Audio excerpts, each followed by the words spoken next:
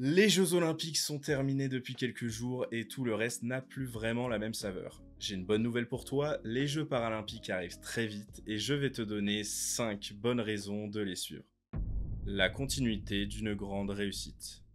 Première raison, c'est évident, c'est la réussite des Jeux Olympiques de Paris qui ont tellement fait l'unanimité que leurs détracteurs se sont cachés pendant 2 semaines et ont très vite changé de sujet. Ils ont pour moi été extraordinaires en tout point, les infrastructures, les performances de nos athlètes français, l'organisation carré de chez carré et le travail monstrueux des bénévoles. Vraiment, des Jeux Olympiques magnifiques. Et ce qui a fait aussi la grande réussite de ces Jeux, c'est bien évidemment les sites somptueux. Bah bonne nouvelle, on prend les mêmes et on recommence. Les sites de compétition des Jeux Paralympiques seront les mêmes que ceux des Jeux Olympiques. Le Cécifoot se jouera au Stade Tour Eiffel, l'escrime fauteuil au Grand Palais, le para-équitation au Château de Versailles. Et encore bonne nouvelle, il reste des places à des tarifs abordables. La cérémonie d'ouverture sera probablement tout aussi grandiose à la Concorde. Ça fait quand même quelques bons arguments, mais les Paralympiques ne seront pas intéressants que pour leur contexte, ils le seront surtout pour les athlètes. Des performances françaises quotidiennes. Les JO ont été aussi une grande réussite car les Français ont récolté 64 médailles. Voir des Français remporter des médailles tous les jours a forcément joué dans l'intérêt général du pays pour ces Jeux. Bonne nouvelle là aussi, les médailles françaises aux Jeux Paralympiques seront nombreuses. L'objectif assumé, c'est 20 médailles d'or et une 8e place au classement par pays. Là aussi, ce serait extraordinaire car 2 fois plus de médailles d'or qu'à Tokyo. Et si j'en crois un calcul savant, ça ferait environ 2 médailles d'or par jour, donc sauf kata, la plupart du temps, on aura le droit à plusieurs médailles par jour. Ce qui veut dire que tous les jours, on va donc découvrir des femmes et des hommes qui donneront tout ce qu'ils ont pour aller chercher leur médaille à Paris. On va pas se mentir, personne ne connaissait les Français du tir à l'arc ou du basket 3v3, mais tout le monde était à fond derrière sa télé. Tu vois très bien cette sensation, on va y avoir le droit tous les jours pendant 2 semaines, et je crois que ça vaut le coup. Des histoires de vie extraordinaires. Ce qu'on aime aussi dans le sport, avant ou après les performances des athlètes, c'est de découvrir leur histoire, savoir d'où ils viennent, tout ce qu'ils ont fait pour arriver jusque-là aujourd'hui au jeu. Et je pense par exemple à Noah Lyles, le roi du 100 mètres, qui expliquait faire de l'asthme, être anxieux et dépressif. Dans le sport olympique, des histoires de vie, il y en a beaucoup. Dans le sport paralympique, par définition, tous les athlètes ont des histoires de vie poignantes et inspirantes. Et pour la plupart, quand on les regarde, leur corps en témoigne.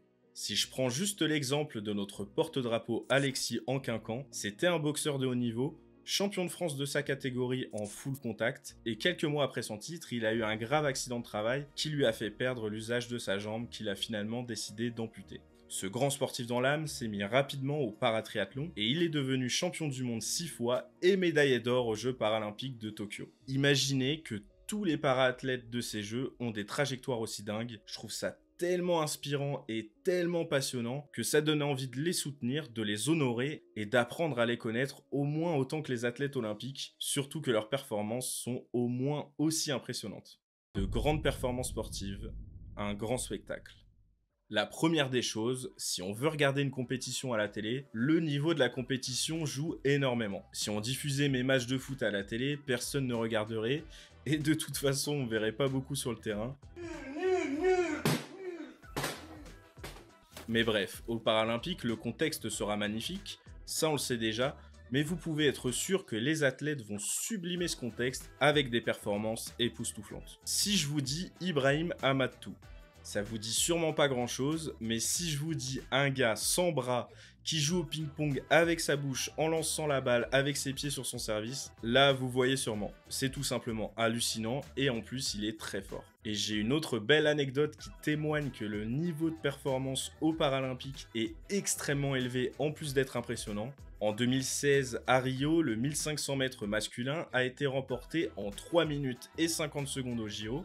Et un mois plus tard, le 1500 mètres a été remporté en 3 minutes 48 secondes aux Paralympiques dans la catégorie des malvoyants, soit 2 secondes de moins. En réalité, la course a été jugée comme tactique et ralentie au JO de Rio, mais si on regarde le record du monde du 1500 mètres masculin, c'est 3 minutes 26 et le record para c'est ce 3 minutes 48. Donc ce sont des athlètes de ouf, extrêmement préparés, et sur cet exemple là c'est juste leur vision qui fait défaut pour concourir en olympique, mais leurs perfs sont des perfs d'athlètes olympiques. Alors évidemment, si c'est un handicap plus lourd avec un membre manquant ou une paraplégie par exemple, les performances sont incomparables, mais compte tenu de leur niveau d'handicap, ce sont aussi des perfs d'athlètes de très haut niveau. Pour le grand spectacle, en plus des performances sportives, il faut que ce soit sympa à voir et c'est le cas. Le cécifoot, par exemple, c'est très cool à regarder, c'est un peu comme du futsal, donc ça va très vite. Et l'escrime fauteuil, pour moi, c'est encore mieux à suivre que l'escrime, parce que là, au moins, tu sais qui a touché l'autre. Bon, là, je vous ai donné des exemples ultra faciles, mais vraiment, tous les sports valent le coup d'être regardés, parce que les Paralympiques, au même titre que les Jeux Olympiques, c'est un spectacle de performance sportive. Un peu de légèreté.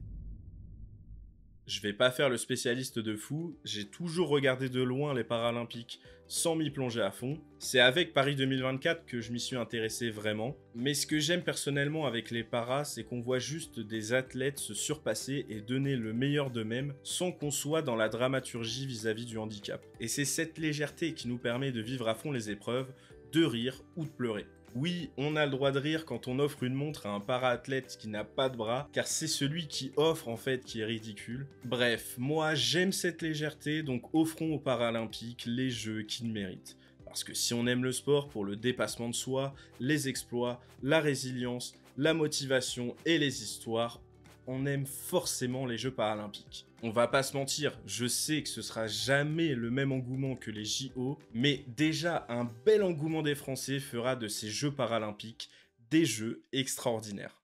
Si je vous ai convaincu, c'est du 28 août au 8 septembre sur France Télévisions et il reste encore pas mal de place pour y aller avec des tarifs abordables. Je reviens vite vers vous avec des explications des épreuves para pour les suivre en vrais connaisseurs. Et si vous êtes arrivé jusque là, s'il vous plaît, likez et abonnez-vous, ça m'aidera beaucoup dans mon projet.